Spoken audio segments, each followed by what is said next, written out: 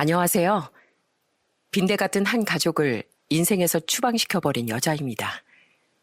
돈을 버는 여러 가지 방법 중 가장 쉬운 건 정직한 노동을 하고 그에 대한 정당한 대가를 받는 것 같아요. 대부분의 사람들은 그런 정당한 방법으로 돈을 벌어 자신의 삶을 영위하고 있죠. 그리고 그런 땀 흘리는 노력 없이 남에게만 기대려고 하는 사람들을 우린 소위 빈대 혹은 기생충이라고 부르곤 하잖아요. 저는 그런 빈대를 한 명도 아닌 무려 4명을 만났습니다. 그 빈대들을 박멸시킨 제 일화에 대해 지금부터 이야기를 해보려고 해요. 세상에서 제가 가장 존경하는 사람이 누구냐고 묻는다면 저는 1초의 망설임도 없이 아빠라고 대답할 수 있습니다. 아빠는 누구보다 성실히 일하며 부지런히 돈을 모아 홀로 저를 키워준 분이니까요. 아빠, 고생하셨어요. 아이고, 우리 영주. 오늘도 이 아빠 제일 먼저 반겨주는 건 우리 딸밖에 없네. 근데 아빠 몸에서 냄새 나거든. 아빠가 얼른 씻고 옷 갈아입고 안아줄게. 아빠는 환경미화원이셨습니다. 그리고 엄마는 냄새나고 창피하다며 그런 아빠를 무시하고 창피했죠. 그런 엄만 결국 제 나이 14살에 바람이 나서 도망을 가버리더군요. 이후 아직까지 어디서 어떻게 사는지도 모르는 엄마 대신 아빠는 힘들게 혼자 절 키워주셨습니다. 그런 아빠 덕분에 저는 대학을 졸업하고 공무원까지 됐던 거예요. 장하다 우리 딸. 축하해. 이 아빠는 이제 할 일은 다 끝냈다.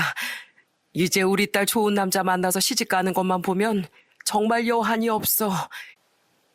본인은 재혼할 생각도 여유도 없이 저에게만 그저 헌신하신 아빠. 저는 만약 결혼을 한다면 그런 저희 아빠처럼 가족을 사랑할 줄 아는 남자와 하고 싶었습니다. 그리고 저는 나이 30대 중반에 건너 소개로 만난 남편과 결혼을 약속했어요. 제가 바다가 보고 싶다고 하면 아무리 주말 근무가 있어도 새벽 내 일을 끝낸 뒤 달려와 주던 사람. 삼겹살 집이라도 가면 제 손에 집게와 가위 한 번 못 들게 하던 사람. 제가 토라진 척이라도 하면 세상이 무너진 표정을 짓던 사람이 바로 제 남편이었습니다. 그 모습에 과거 우릴 버린 엄마를 끔찍이 위해주던 아빠의 모습이 겹쳐 보이더라고요. 성격도 순하고 저밖에 모르던 그 모습에 결혼을 결심한 거죠. 그래, 부모님은 소고기 구이집을 운영하신다고. 여동생도 같이? 부모 자식이 같이 일하기 쉽지 않은데 가족끼리 사이가 참 좋은가 봐. 네, 살면서 가장 소중하고 중요한 건 가족이잖아요. 가족끼리 서로 의지하고 도우면서 살아야죠. 비록 저희 부모님이 전에 식당을 2번이나 접으셔서 집이 썩 넉넉하지 못하지만 가족끼리의 사이만은 더없이 돈독하다고 자부할 수 있어요, 아버님. 그러니까 저 영주한테도 꼭 좋은 남편이 되어줄 수 있습니다. 그래, 돈이야 뭐 있다가도 없는 거지만 화목은 돈 주고도 못 사는 거네. 가족 간의 사랑이 뭔지 아는 사람이라니 내 그게 제일 마음에 들어. 아빤 첫인사로 온 남편을 무척 마음에 들어 하셨습니다. 온전한 가정에서 절 키우지 못한 걸 아빤 항상 미안해 하셨어요. 때문에 화목한 집안에서 자랐다는 부분이 마음에 쏙 드셨던 거죠. 남편의 말처럼 시댁은 시부모님이 예전 백반집과 장어집을 한 번씩 망해서 형편이 그리 여유롭진 않았습니다. 게다가 남편의 여동생이 무려 10년이 넘게 공무원 시험을 준비하다 결국 포기해서 당시 시부모님이 운영하던 소고기집 장사를 돕기 전까진 집안 경제활동에 보탬이 되지 못했대요. 때문에 남편은 한 번 목돈을 시부모님께 드리느라 모아둔 돈이 당시 3천만 원밖에 없다고 하더군요. 그래도 우리 부모님 이젠 소고기집 하면서 많이 안정을 되찾으셨어. 그러니까 우리 가족 때문에 영주 네가 힘들 일은 없을 거야. 내가 비록 지금은 돈이 이것밖에 없지만 평생 성실히 일해서 집안에 보탬 될 수 있는 가장이 될게. 저는 남편의 말을 믿었습니다. 그때까진 남편도 저를 너무 따뜻하게 환영해준 시댁 식구들도 좋은 사람이라 믿어 의심치 않았으니까요. 하지만 불행의 징조는 결혼식을 올리기 전부터 조금씩 모습을 드러냈어요. 미안하다 영주야. 아빠가 너 시집 갈 때 좋은 집 하나 해주고 싶었는데 상황이 이렇게 될지는 미처 몰랐구나. 괜찮아요, 아빠. 오히려 전 결혼한다고 평생 아빠가 모은 돈 빼먹는 딸 되고 싶지 않았어요. 신혼집은 저랑 오빠가 모은 돈에 대출 조금 껴서 전세주 정도로 구하면 돼요.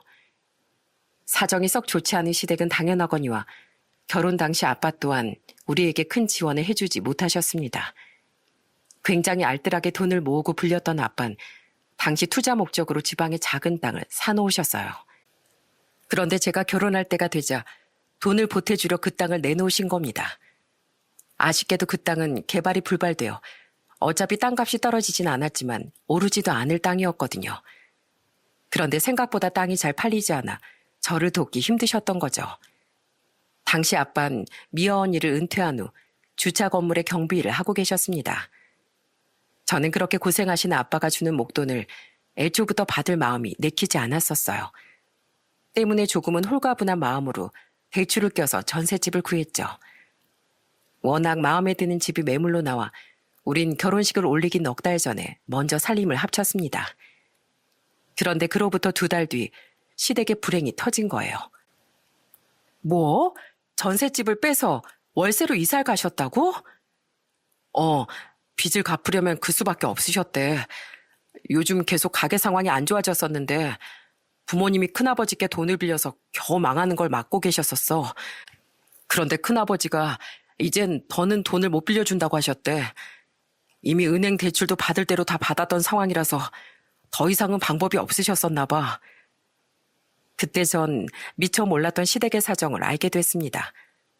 당시 시댁 식구들이 하던 소고기집은 1년이 넘게 힘든 상황이었다는군요.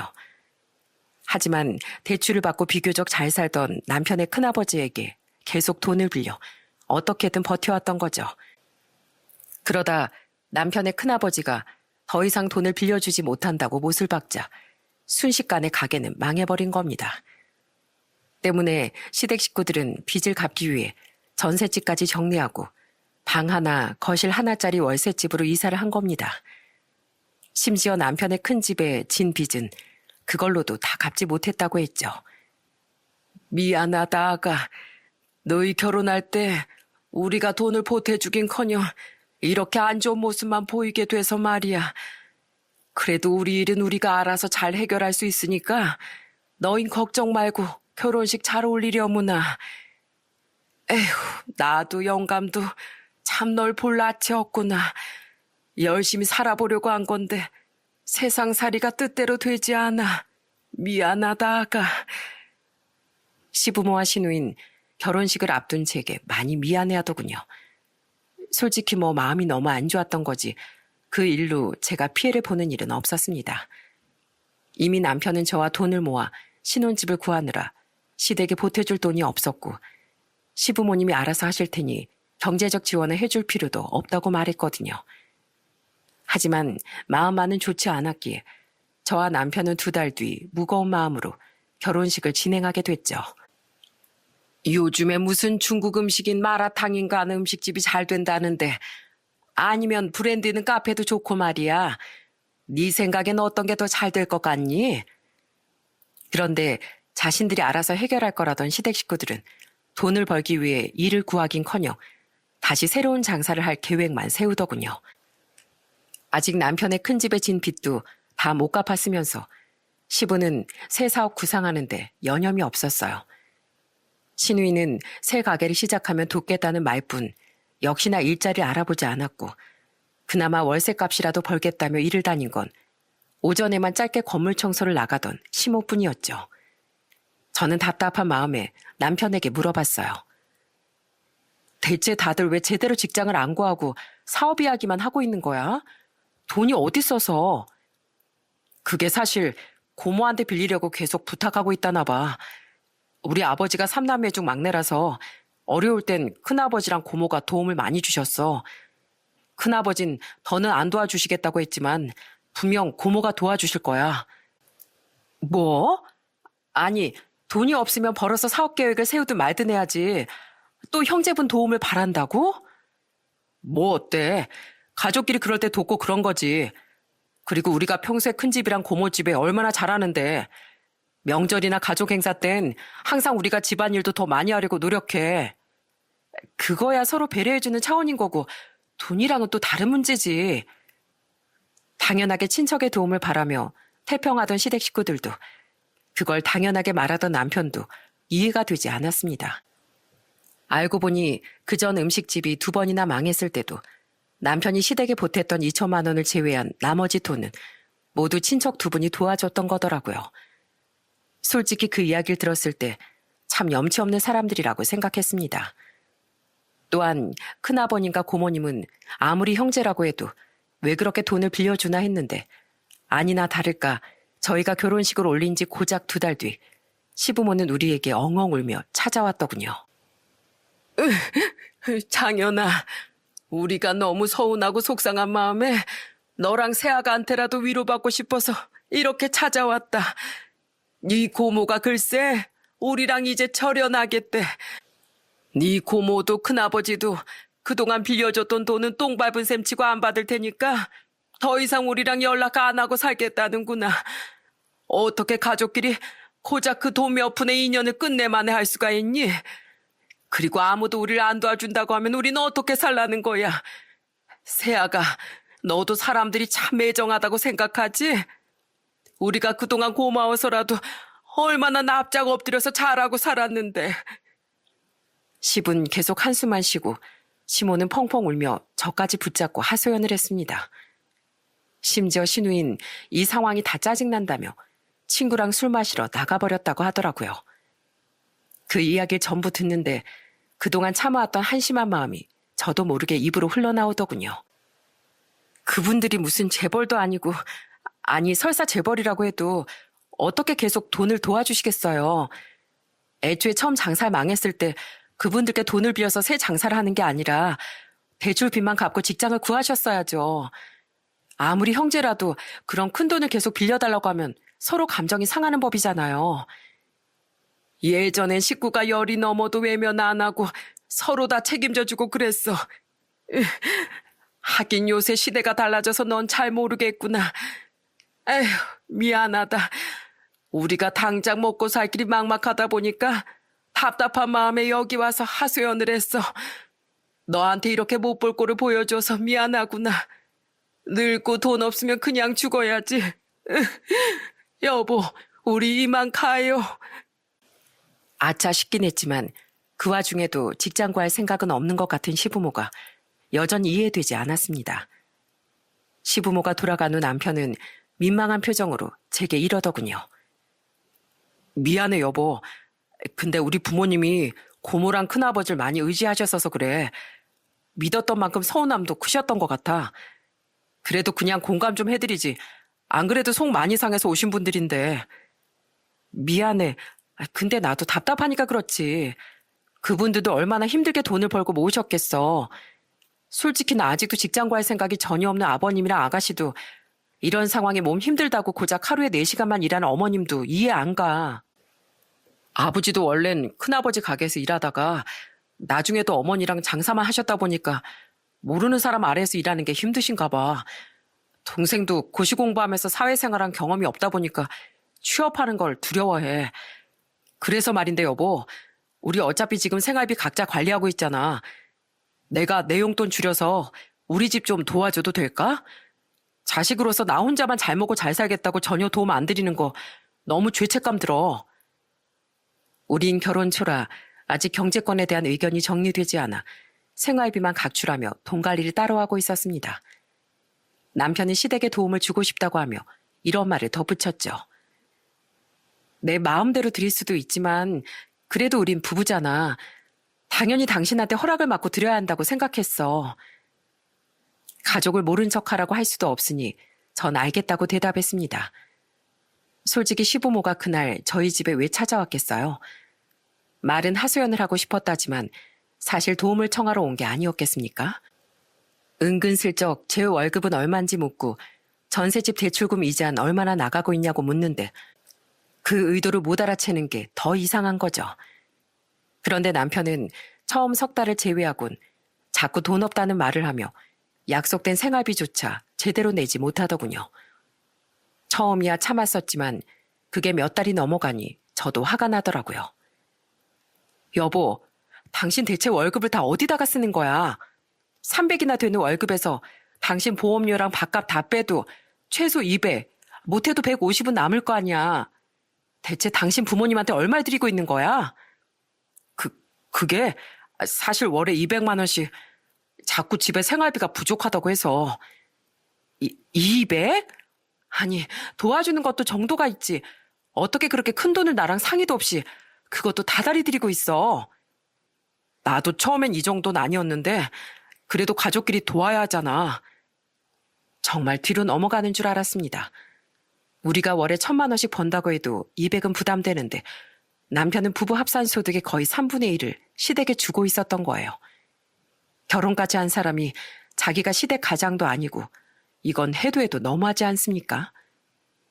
결혼 전엔 시댁 일로 나 신경 안 쓰게 해주겠다며.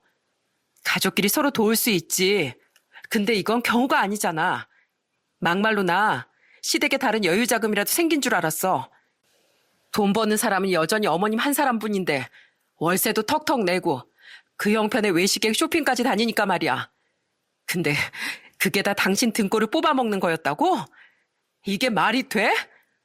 말이 당신 돈으로 시댁 돕는 거지. 지금 당신 생활비 한 푼도 못 내고 있잖아. 그럼 결국 내 돈도 당신 가족들 형편에 안 맞는 소비하는 데 들어가는 거나 마찬가지 아니야? 미안해 여보. 나도 당신 이렇게 화낼까 봐 여태 말을 못한 거야.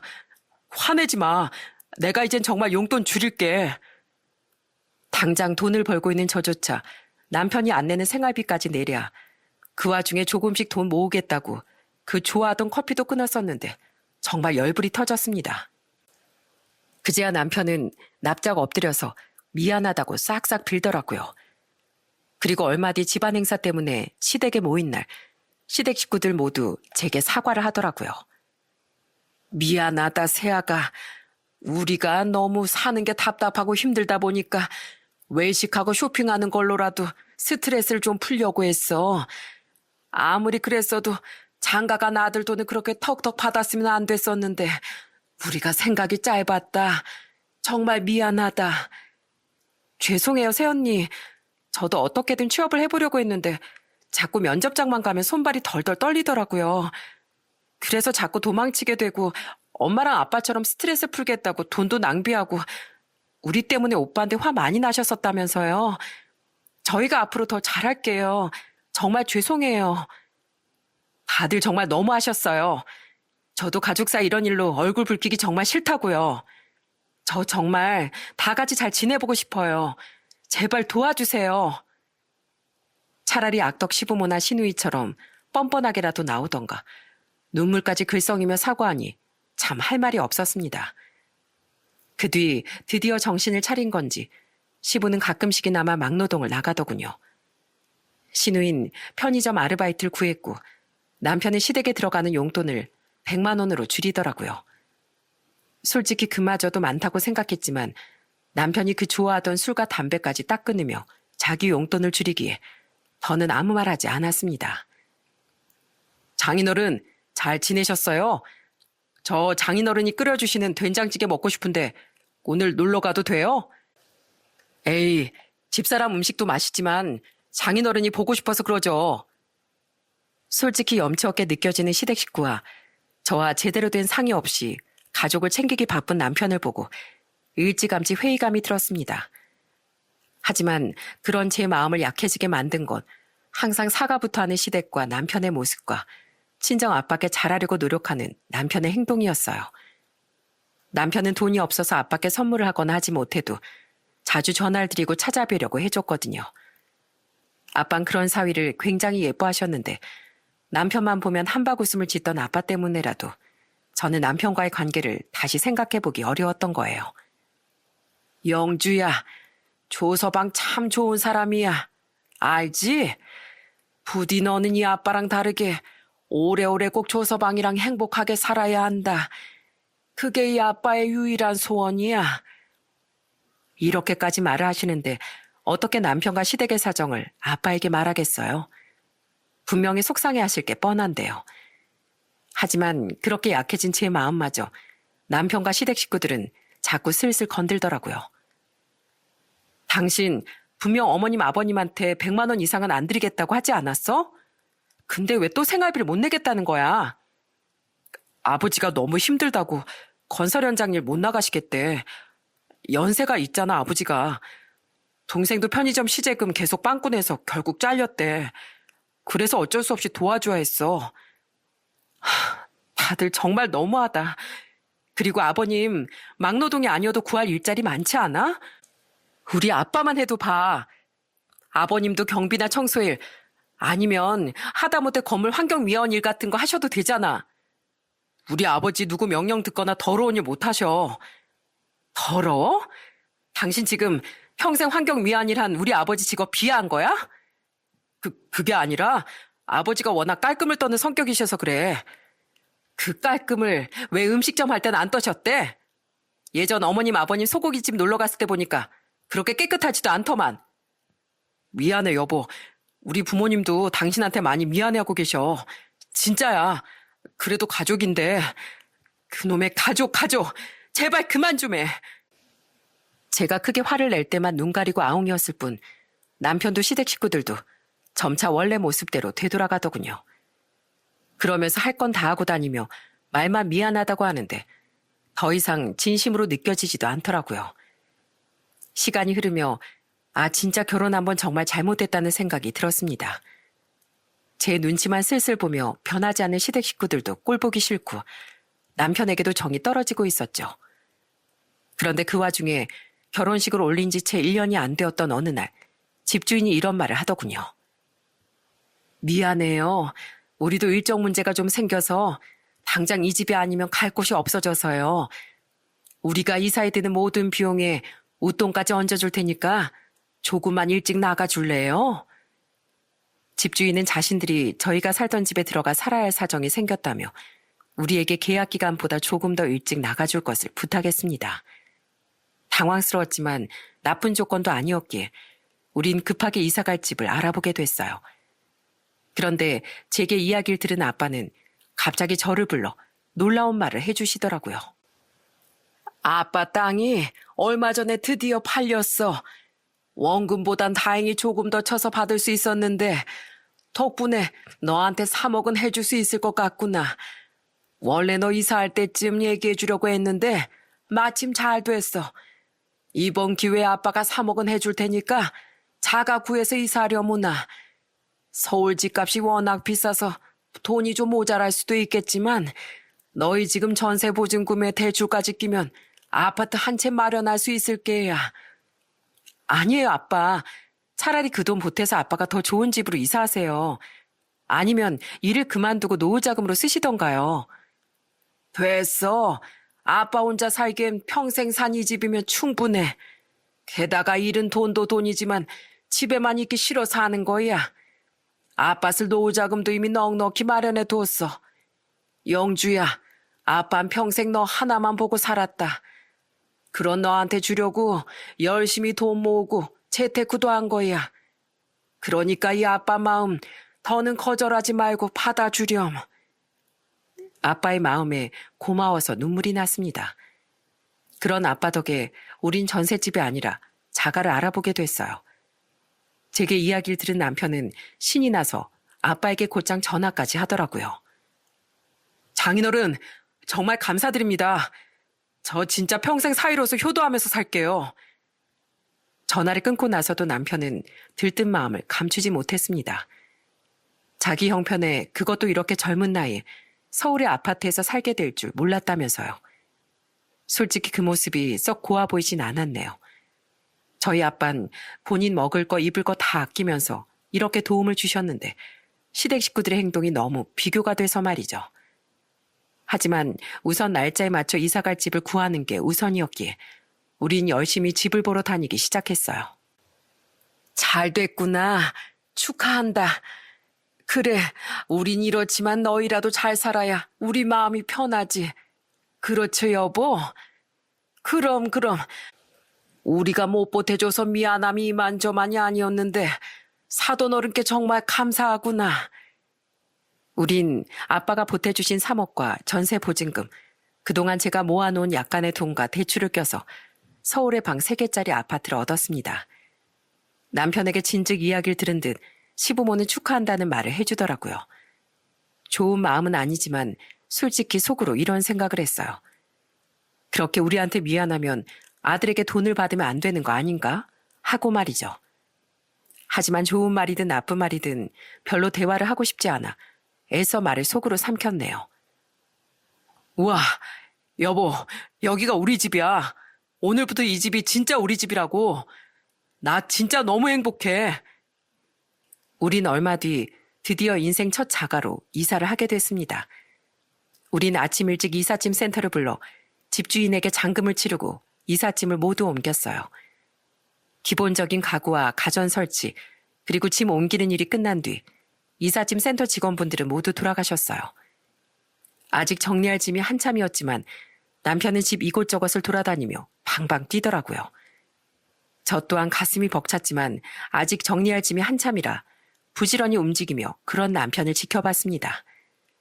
그런데 신이 나 보이는 남편이 아주 작은 목소리로 이런 말을 중얼거리지 않겠어요? 안방에 우리 침대는 중간방으로 옮기고 안방은 부모님, 작은 방은 동생 주면. 당신 지금 무슨 소리를 중얼거리고 있어? 이제 집 구경 그만하고 짐 정리 좀 도와.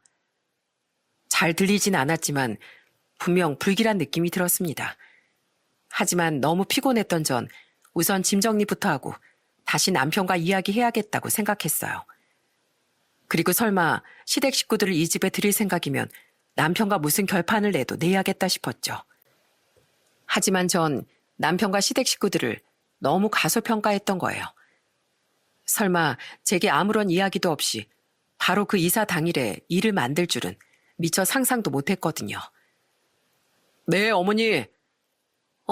아들, 이사 잘했니? 아직 짐 정리 중이에요. 잘 됐구나. 우리도 용달차 타고 조금 있으면 도착한다. 아휴, 다들 새 집, 그것도 아파트로 이사 간다고 얼마나 신났는지 몰라. 새 집은 새 물건으로 채워야 하지 않겠니? 그래서 우리 침대랑 TV, 세탁기랑 다른 가전들까지 다 버리고 왔어. 어차피 TV랑 세탁기 냉장고야. 어차피 너희들 거 있고 침대만 새로 사면 될 것 같구나. 잘하셨어요. 얼른 오세요. 집사람한테 제가 지금 얘기할게요. 이젠 얘기해야죠. 이삿짐 센터 직원들이 돌아가고 약 2시간 뒤였을까요? 갑자기 남편이 시모의 전화를 받더군요. 그런데 워낙 남편이 제 가까이 있었고 집이 고요했다 보니 시모의 쩌렁쩌렁한 목소리가 다 들리더라고요. 시댁 식구들은 저도 모르게 짐을 싸서 저희 집으로 오고 있었던 거예요. 남편은 생각보다 큰 시모의 목소리에 놀랐는지 제 눈치를 보며 전화를 끊더군요. 그리고는 제 표정을 살피는데 그제야 깨달았습니다. 왜 남편이 굳이 이사를 한 뒤 살림을 채워 넣자며 방들을 자꾸 비우려고 했는지 말이죠. 남편은 저 모르게 월세살이를 하던 시댁 식구들과의 합가를 계획했던 겁니다. 기가 찬 전 남편에게 소리를 빽 질렀어요. 이게 지금 무슨 소리야? 나 다 들었어? 왜 당신 가족이 이 집에 오고 있는데? 설마 나한테 상의도 없이 당신 가족들 그 월세집 뺀 거야? 정확히 말하자면 아직 뺀 건 아니고 집주인한테 뺀다고 말은 해둔 상태야. 아직 새 세입자가 안 구해져서 집이 나가진 않았지만 말이야. 여보, 솔직히 나만 이런 좋은 집으로 이사하는 거 부모님하고 동생한테 너무 미안했어. 그 집은 너무 좁고 낡기까지 했잖아. 우리 가족들도 은근히 이 집에 합가하고 싶은 눈치였고. 근데 당신이 알면 분명히 화낼 것 같아서 우선 짐부터 옮기고 대화하려고 했던 거야. 화낼 걸 뻔히 알면서 짐부터 옮기려고 했다고? 그럼 내가 하늘 수 없이 받아줄까 봐? 물론 잘못됐다는 거 아는데 그래도 그렇게라도 가족을 너무 불쌍하게 여기는 내 마음 좀 보듬어 주면 안 될까? 솔직히 이제 당신도 가족인데 우리 부모님이랑 동생 불쌍하지도 않아? 안 불쌍해. 난 남들이 무시하고 손가락질해도 아무리 몸이 아파도 성실하고 묵묵하게 일하던 우리 아빠만 보고 자랐어. 그리고 이 집 그렇게 열심히 일해서 우리 아빠가 거의 마련해 주다시피 한 집이야. 그런데 이 집에 돈 벌려고 노력은커녕 신세만 지기 바쁜 당신 가족을 내가 왜 드려야 하는데? 왜 불쌍하게 여겨야 하는데? 당장 돌아가라고 그래. 당신 진짜 너무한다. 막말로 그동안 나도 당신한테 서운했어. 내가 장인어른께 얼마나 아들처럼 살갑게 굴었어. 나도 우리 가족도 당신이 화내면 납작 엎드리고 사과하고 개선하려는 노력도 보였었잖아. 그만큼 비위 맞춰줬으면 당신도 우리 위해서 노력 좀 해줘야 하는 거 아니야? 가족끼리 서로 있으면 돕고 없으면 기대고 그런 거지. 당신도 우리 큰아버지나 고모처럼 진짜 냉정하게 나올 거야? 내가 앞으로 장인어른께 더 잘하면 되잖아. 그리고 이 집에 내 돈 3천만 원도 들어가 있어. 그제야 남편의 음흉한 진심이 술술 나오더군요. 이미 알고는 있었지만 남편과 시댁 식구들은 제 돈을 빨아먹기 위해 제 앞에서 항상 저 자세를 보였던 겁니다. 절연당한 남편의 큰아버지나 고모 앞에서처럼 말이죠. 그러면서 또 가족 거리는데 그 말을 하는 남편의 얼굴이 사람이 아닌 모기 대가리처럼 보이더라고요. 제 피를 쪽쪽 빨아먹을 준비를 마친 모기 말입니다. 바로 그때 그동안 부풀대로 부풀어 있었던 제 이혼에 대한 마음이 뻥 하고 터져버렸어요. 3천? 3천 같은 소리 하고 있네. 그동안 네가 네 멋대로 네 가족한테 갖다 준 돈만 해도 벌써 얼마인 줄이나 알아? 그래, 네 몫의 돈 내가 돌려줄게. 변호사랑 상의해서 네가 가져갈 수 있는 만큼의 돈 돌려줄 테니까 넌 내 집에서 나가. 뭐? 나가라고? 너 나가라고. 우리 혼인신고도 어차피 아직 안 했잖아. 네가 하자고 하는 거 너랑 네 식구들이 꺼림직해서 내가 미뤘었잖아. 정말 잘한 판단이었지. 그 돈 줄 테니까 너 네 옷까지만 가지고 여기서 나가. 어차피 여기 살림들 대부분은 우리 아빠가 우리 결혼할 때 집값에 못 보태줘서 미안하다고 채워주신 거잖아.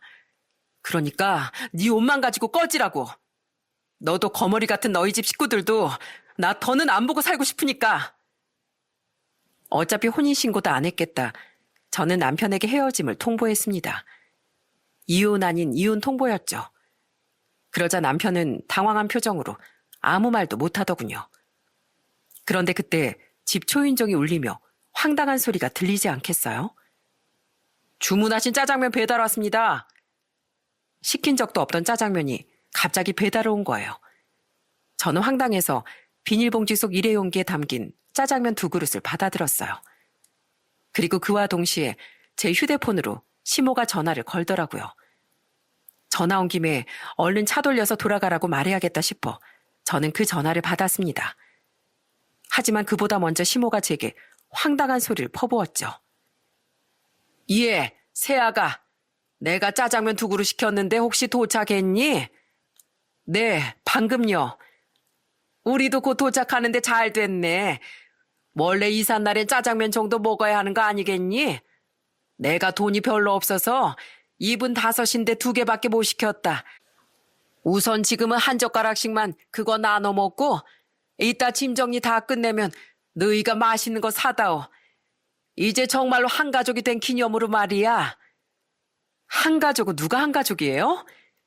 그리고 전 허락한 적도 없는데 대체 누구 마음대로 이사를 온다는 거예요? 화났니? 아유, 그래, 이해한다. 우리도 장현이도 너 이렇게 화낼 것 같아서 진즉 말을 못하다가 오늘까지 온 거야. 근데 가족이라는 게 힘들 때 돕기도 하고 서로 살도 부대끼고 살아야 더 가까워지는 거 아니겠니? 그리고 우리가 같이 살면 너희가 우리한테 줄 생활비도 좀 줄어들 거 아니야. 대신 우리가 집안일도 너보다 좀 더 하고 너한텐 요리 정도만 시키마. 내가 너한테 미안해서 짜장면도 미리 시켜놓은 거 아니야. 응? 아가, 우리가 앞으로 잘할 테니까 화 좀 풀려무나. 아이 그래, 기분이다. 나랑 네 시애비가 안방 말고 중간방 쓰마. 이러면 됐지? 떡 줄 사람은 생각도 않고 있는데 시모와 시댁 식구들은 김치국부터 한 사발을 들이킨 모양이었습니다. 저는 황당해서 하하고 비웃음을 흘렸어요. 그리고는 더 이상 헛꿈꾸지 못하도록 단단히 못을 받고 전화를 끊었죠. 저희 집 화장실조차 어머님 가족들한테 내어줄 생각 없으니까 당장 차 돌려서 돌아가세요. 그리고 저 방금 남편한테도 집 나가라고 했거든요.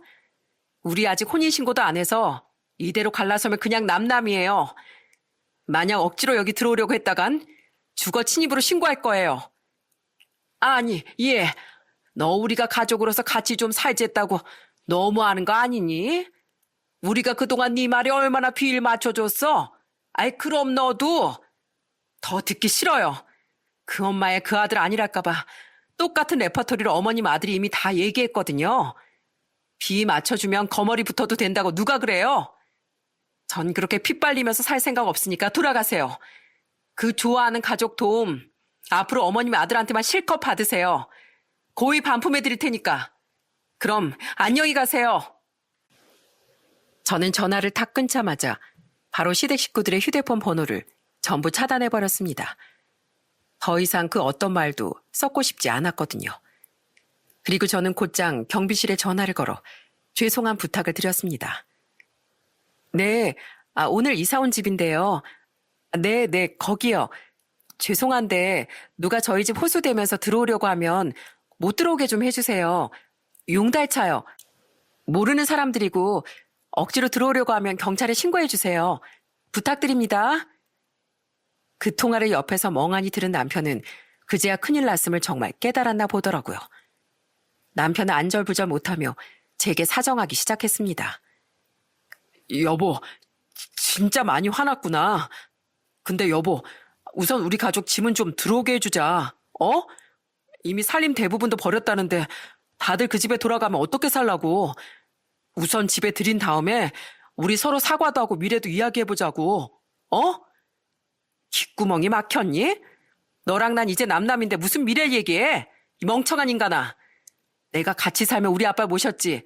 니네 가족이랑 합가를 왜 하겠냐? 내가 그 살림들 다 버리라고 했어? 어디 집불 가진 것도 없는 놈이 대리효도에만 눈이 멀어서 이딴 짓을 벌여? 야, 너도 경찰 불러서 쫓아내기 전에 나가라. 어? 나가라고! 아직 짐을 덜 푼 것이 얼마나 다행이었는지 모릅니다. 옷장 정리는 가장 나중에 하려고 우린 옷이 담긴 박스를 아직 정리하지 않았었어요. 전에 현관 앞에 있던 그 박스들 중 남편 옷이라고 써져 있는 박스를 냅다 현관문을 열어 밀어버렸습니다. 그리고 남편도 끌어내려는데 남편이 힘으로 저를 억압하려고 하지 않겠어요? 그 순간 현관 옆에 덩그러니 놓여있던 짜장면 2그릇이 보이더군요. 저는 비닐 랩으로 감싸져 있던 짜장면 하나를 다른 쪽 손으로 집어들어 그놈 얼굴에 던져버렸습니다. 당신 진짜 뭐하는 짓이야? 너야말로 콩밥 먹고 싶냐? 어디서 힘자랑이야, 힘자랑은. 어차피 이 집은 내 집이고 넌 나가는 수밖에 도리가 없어. 근데 어디서 힘으로 버티려고 들어? 에이, 포장하면 되게 잘해놨네. 하나도 안 샜어. 어디 다른 한 그릇은 포장 벗겨진 채로 뒤집어 써볼래? 당장 안 나가? 튼튼하게 포장된 짜장면은 속에서 엉망이 됐지만 밖으로 흐르진 않았습니다. 때문에 전 냅다 다른 한 그릇도 들어 포장을 벗기려는 신용을 했어요. 흰 티에 바지까지 연청색이던 그놈은 얼굴이 새파랗게 질리더군요. 그리곤 제가 진짜로 포장을 벗기려고 하자 여보 잠깐만 여보 하면서 집을 나가버렸죠. 그 순간 전 현관문의 이중 잠금 장치를 잠가버렸습니다. 여보, 짜장 내려놨어? 우선 화 좀 풀고 얘기 좀 해. 어? 세아가 지금 용달차 사장님은 어쩌라는 거냐고 화내고 경비실에선 용달차를 들어오게도 못하고 우리 곤란해 죽겠다. 우선 용달에서 짐 좀 내리게 해다오. 새언니, 저 화장실 급해요. 오줌 마려워요. 예, 그거 이미 네 엄마가 써먹었다. 씨알도 안 먹혀. 한동안 저희 집 문 앞은 아수라장이었어요. 이중 잠금 장치 때문에 도어락을 열어도 못 들어오던 남편과 용달차를 우선 세워두고 집 앞까지 쫓아온 시댁 식구들이 절 불러대며 난리를 쳤거든요. 저는 그 인간들에게 이렇게 딱 한마디 소리치곤 경찰을 불러버렸습니다. 꺼져 이 거머리들아! 결국 그들은 제가 밖으로 내던져버린 남편의 옷박스와 함께 경찰에 의해 사라져야 했습니다. 저는 그들이 가자마자 얼른 도어락의 비밀번호도 바꿔버렸어요. 아직 제게 번호가 차단되어 있지 않았던 남편은 제게 전화를 걸고 문자를 남기며 애걸복걸 하더군요. 여보, 나 우선 옷까지 들고 다시 부모님 집으로 왔어. 다들 용달차에서 짐을 내려야 하니까 짐을 다시 이 집으로 옮기긴 했는데 소파도 침대도 가전까지 다 버려서 휑해 죽겠어. 제발 화 좀 풀고 우리 다시 대화해. 어? 여기 방도 하나인데 나 여기서 어떻게 살라고. 계속 전화도 문자도 무시했던 전 짜증나는 마음에 딱 한 번 전화를 받았습니다. 그리곤 그놈에게 이렇게 말해줬어요. 우린 끝이라고 이 커머리야. 디 엔드.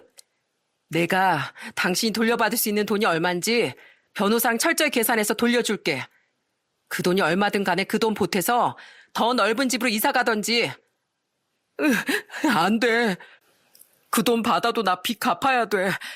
사실 나 그동안 당신 몰래 집에 2천만 원 더 대출 받아줬단 말이야. 그랬어? 이제 뭐 놀랍지도 않다. 그건 네가 알아서 하시고 내가 그 돈 돌려주면 우리 영영 안 보는 거다. 그리고 너 또 찾아오면 내가 너 접근금지 신청하고 콩밥까지 먹여버릴 거야. 그렇게 그놈은 어줍지 않은 대리요도 흉내를 내다 저에게 소박을 맞고 쫓겨났습니다. 이후 저는 음료 세트를 사서 경비 아저씨와 이웃집에 드리며 사과를 했어요. 핑계대지 않고 간단히 집안 사정을 설명하며 말이죠. 감사하게도 경비원 분과 이웃집 노부부께선 제 상황을 이해하고 위로를 해주시더라고요. 아이고 영주야, 이게 다 무슨 난리냐. 괜찮어. 더 이상 숨길 일이 아니라고 생각해 저는 아빠께 전화드린 뒤 그날의 일과 그동안의 사정을 모두 말씀드렸습니다. 그러자 아빠는 그날 일이 끝나자마자 제게 한달음에 달려와 펑펑 우시더라고요. 우리 딸 그동안 얼마나 속을 끓였니, 얼마나 속상했니 하고 말이죠. 하지만 저는 그런 인간들 때문에 눈물도 흘리고 싶지 않아 덤덤 이렇게 말씀드렸네요. 이미 일어난 일 뭐 어쩌겠어요. 그래도 더 질질 끌지 않고 이렇게 끝내서 속이 시원해요. 돈 주고도 못할 인생 공부 그냥 이렇게 짧고 저렴하게 했다고 생각하려고요. 그날 남편은 아직도 정신을 못 차리고 아빠에게까지 전화를 걸었더군요. 평소 자신을 예뻐한 본인이 자신의 편을 들어줄 거라고 생각한 모양이었어요. 하지만 아빠는 그놈에게 냅다 욕설을 하며 이렇게 참교육을 시켜주셨습니다. 이 개놈의 자식이 내 딸을 행복하게 만들어 달라고 했더니 자선 사업가를 만들려고 했어? 너 내가 전직 미화원인 거 알지? 한 번만 더 내 딸이나 내 눈에 띄워봐. 그땐 내가 미화원으로서 내 딸 인생에서 너라는 쓰레기 아주 깔끔하게 청소해 줄 테니까 잘근잘근 씹어먹든 가루를 내든 해서 말이야. 평소 점잖던 아빠의 거친 말에 그놈은 기겁을 하고 전화를 끊더라고요. 아빠는 한동안 제가 걱정된다며 저희 집에서 머무셨어요. 그리고 이사 당일 아빠와 전 그놈에게 던지느라 잘 비벼진 짜장면과 나머지 한 그릇까지 쓱싹쓱싹 잘 비벼서 깨끗하게 비웠답니다. 그 찐득이 가족이 마신 김칫국 덕분에 저는 골칫거리던 남편도 정리하고 공짜 짜장면도 먹을 수 있었네요. 그렇게 그놈과 전 1년이 조금 안 되는 결혼 생활을 끝냈습니다. 변호사와 상의해 제가 그놈에게 돌려준 돈은 3천만 원에 한참 못 미쳤고 그마저도 그놈은 그 돈으로 대출금을 갚아야 했다더라고요. 정말 혼인신고를 미룬 게 신의 한 수 중 한 수였죠. 만약 혼인신고를 했었다면 법적 이혼이라는 복잡한 과정을 거치며 그놈과 더 오래 엮여야 했을 테니까요. 그리고 그놈과 그놈 가족을 쫓아낸 지 1년이 지난 지금으로부터 2달 전 그놈에게서 전화가 한 번 왔었습니다. 모르는 번호로 전화가 걸려왔길래 받았더니 글쎄 그놈이더라고요. 그때 저는 전혀 예상에서 벗어나지 않은 그놈과 그놈 식구들의 근황을 알게 됐죠. 여보, 잘 있었어? 여보 같은 소리 안 해. 이건 누구 번호야? 그냥 나 혼자 술 마시고 있는데 옆 테이블 사람한테 빌렸어. 당신이 내 번호는 이미 차단했잖아. 여보, 나 진짜 당신이 너무 그리워. 그거 알아? 나 벌써 회사 퇴직금도 중간 정산해서 받았다? 우리 가족 지금 아무도 일을 안 해. 심지어 우리 어머니까지 허리 아프다고 청소일도 그만뒀어. 월세집도 못 벗어나고 내 월급은 버는 족족 가족들한테 다 들어가. 맨날 말만 미안하다고 하는데 그러면서 자기들 쓸 돈은 다 쓰고 다녀. 그 와중에 우리 아버진 자기 카페 차리고 싶다고 나한테 글쎄 대출금까지 받아달래. 여보, 나 평생 이렇게 살기 싫어. 우리 전에 행복했잖아. 나 이제 우리 가족 너무 지겨워. 나 이제 우리 가족 버릴 테니까 나 한 번만 다시 받아주면 안 돼? 지금 집을 나가도 혼자 살 집 구할 보증금조차 없어. 무슨 말을 하나 들어봤더니 시댁 식구들은 똑같은데 그걸 혼자 감당하려니 전 남편은 그냥 힘이 들었던 모양이더군요. 그동안 큰아버지와 고모 그리고 제 돈으로 효자 행세를 하려 하다가 막상 혼자 감당하려니 금세 나가 떨어진 거죠. 저는 그 한심한 놈에게 이렇게 말하곤 끊어버렸습니다. 네 가족은 전혀 변한 게 없는데 뭐가 문제야? 왜? 남의 돈으로 할 땐 좋더니 네가 혼자 좋은 아들 좋은 오빠 되려고 하니까 힘들디? 버거우면 고시원을 가든 노숙을 하든 혼자 도망쳐. 근데 난 더 이상 네 인생에 휘말리고 싶지 않아. 네 비겁한 놈아. 네 덕에 앞으로 결혼 생각은 깔끔하게 접었으니까 너도 엄한 여자 불행하게 만들지 말고 평생 혼자 살아라. 너 전화하면 가만 안 둘 줄 알아? 그놈은 저에게 동정표를 얻으려고 했지만 저는 전혀 그놈이 불쌍하지 않습니다. 자신 또한 저에게 기생해 시댁의 효자 노릇을 하려고 하지 않았습니까? 그런데 그 기생당하는 대상이 자신이 되니 고작 1년 만에 징징대는 모습이 너무 한심하기만 하더라고요. 그런 한심한 놈과 1년을 살았던 제 자신의 등짝을 몇 번이고 아주 후려쳐주고 싶을 만큼 말이죠. 하지만 이제 와서 후회한들 무엇하겠어요. 그저 과거 아빠에게 말씀드린 것처럼 저렴하게 인생 공부했다 치고 그놈에 대한 기억은 모두 훌훌 털어버리려고 해요. 그놈한테 그런 전화가 왔었단 말이냐? 에휴, 내 진짜 그런 놈인 걸 알아봤어야 했는데 이 애비가 나이만 먹었지 사람 보는 눈이 없었구나. 그래서 내 딸이 그런 고생을 하게 했어. 미안하다 영주야. 또 그러신다. 제가 사람 잘못 봐서 고생한 걸 왜 아빠 탓을 하세요? 오히려 아빠를 슬퍼하게 만들어서 제가 더 죄송하죠. 아빤 제가 그놈을 쫓아낸 후 한동안 저희 집에 머물다 아예 저희 집으로 이사를 오셨습니다. 처음엔 제가 같이 살자고 아무리 졸라도 거절하셨었어요. 호랍인 자신이 제 옆에 있으면 제가 새 출발하는데 방해가 될 거라고요. 하지만 아빤 결국 제 말에 백기를 들고 제 뜻을 받아주신 거예요. 저는 결혼은 조장현 그 한심한 놈 만나서 한 번 경험한 걸로 충분해요. 그리고 아빠한테 딸인 제가 가장 소중한 것처럼 저한테도 아빠가 그런 존재예요. 그러니까 아직 오지도 않은 미래를 걱정하면서 제가 효도할 기회를 빼앗지 말아주세요. 심지어 이 집은 아빠가 사주신 거나 마찬가지잖아요. 저 진짜 아빠랑 너무너무 살고 싶어요. 네? 아빠는 결국 꼭 결혼해서 가정을 꾸리는 것만이 행복인 건 아니라는 사실을 받아들이셨습니다. 덕분에 전 지금 아빠와 전처럼 알콩달콩 재미나게 살고 있어요. 서로 퇴근하면 치킨에 맥주도 마시고 때론 직장에 대한 불평불만도 털어놓으며 우린 가장 가까운 가족으로 때로는 가장 친한 친구처럼 살아가고 있죠. 전 앞으로도 아빠와 쭉 둘이서 이렇게 의지하며 살아갈 생각입니다. 딸인 제가 이혼 아닌 이혼을 하게 된 걸 여전히 자신의 탓으로 돌리는 바보 같은 아빠를 지켜드리며 말입니다. 아빠는 여전히 내심 저의 새 출발을 포기하지 않으셨지만 전 여전히 재혼 생각이 없어요. 오히려 그놈과 일로 또 결혼해서 평생 남으로 살아온 누군가를 챙기기보단 그럴 시간에 평생 제게 헌신해준 아빠에게 더 잘해드려야겠다는 생각이 강해졌거든요. 세상엔 제 전 남편처럼 대리효도를 당연시 여기는 가짜 효자들이 있는 것 같습니다.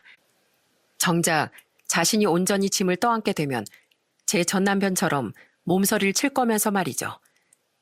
각박한 이야기 같지만 꽤나 마음고생을 해본 사람으로서 효도는 나부터, 즉 효도는 셀프로부터 시작돼야 한다는 말을 꼭 남기고 싶네요. 속 시원히 사연을 털어놓아 보았으니 전 이만 여기서 인사를 드리겠습니다. 모두들 아직 한창인 여름에 무더위 조심하시고 행복하세요. 들어주셔서 감사합니다.